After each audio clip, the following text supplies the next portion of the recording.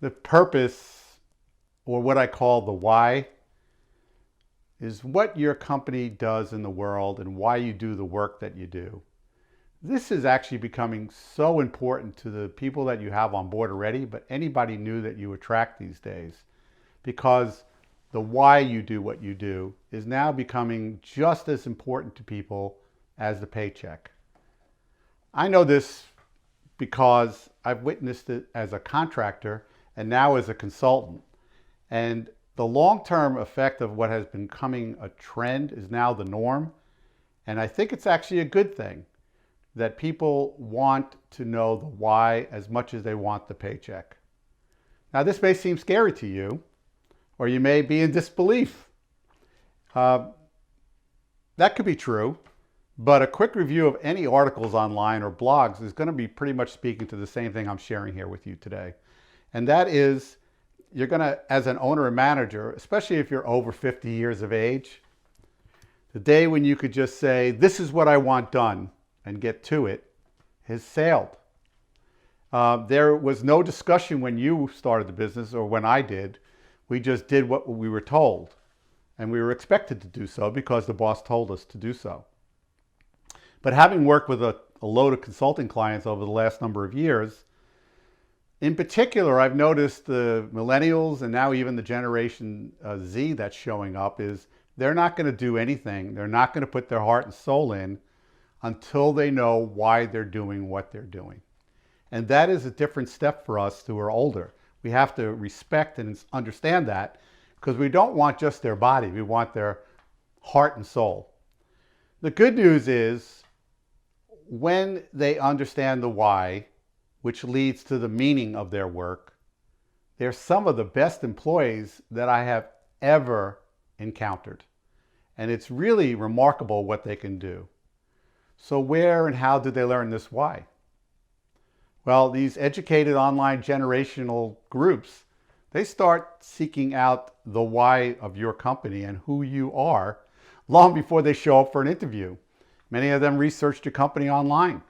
Since there's no shortage of ways to do that these days, they look at the customer reviews, how your company is envisioned, and they also look at you as an employer by going to websites like Glassdoor, where people rate you at your company.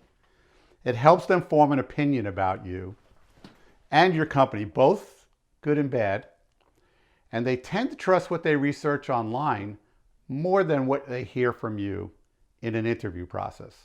The why is become such a vital part of recruiting, hiring, orienting, training, and retaining employees. And recognizing this proactively in every way you interact with these people, whether it be virtually or in person, in every step along the way will do two things. It will attract the right stuff candidates to your door, and it will make it highly unlikely that they're going to leave you if and when they come on board. The next level of engagement for them is to know their personal why. And that starts with knowing that you're promising and have the capacity to deliver a career, not just a job.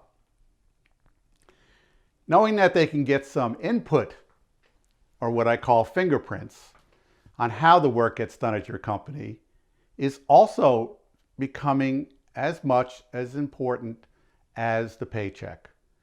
They want to know that their voice can be heard. And that strengthening of that belief is what makes you the employer of choice. They're not just going to want to be a cog in your machine and follow your orders blindly. A valuable contributor to this is something bigger than themselves. To me, the why is all about making them feel a sense of belonging and being part of a supportive community. Face it, many young people these days have been identified as feeling lonely and have little in the way of friendship and kinship. So being part of a team, which was probably always important, is now more important than ever. And I recognized this so many years ago when I was out until the wee hours of the morning running a service call. And I got the feeling that, everybody's in bed and I'm out here all by myself, and it just feels really lonely. I feel being a tech is particularly a lonely profession, but even if you're working inside and you're in a cubicle or a small office cut off from others, it is kind of defeating. And it's a syndrome that really kind of messes with things with your culture. So the more engaged your employees will be, the better off it is.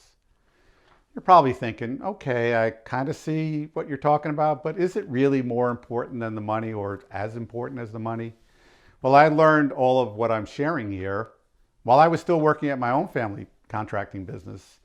It started to show up where we had involved to the point where we were always training them and always advancing their careers. And probably because my team was so well trained, they were always being recruited by my competition. In many cases for a lot more money, but they wouldn't leave me. And I believe the real reason for that is they loved the culture. They loved to know that they were always in training. They loved to know that they were in control of their own destiny and they could reach the goals and they were part of a bigger thing, the why and the importance. They knew both. And if you do the same, you'll be in better shape.